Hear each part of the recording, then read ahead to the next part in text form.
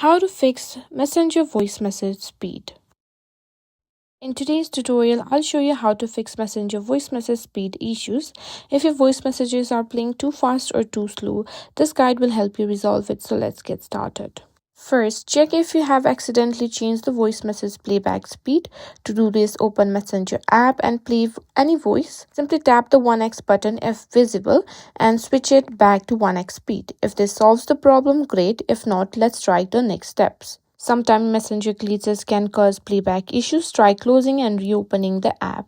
Exit Messenger completely and relaunch it and check if the issue is fixed. An outdated app can sometimes cause playback issues. To update Messenger, open Google Play Store or App Store, search for Messenger, and if there's an update available, simply update it. After updating, restart the app and test your voice messages again. If none of the previous steps work, try reinstalling Messenger. And that's it. These methods should help you fix Messenger voice message speed issues.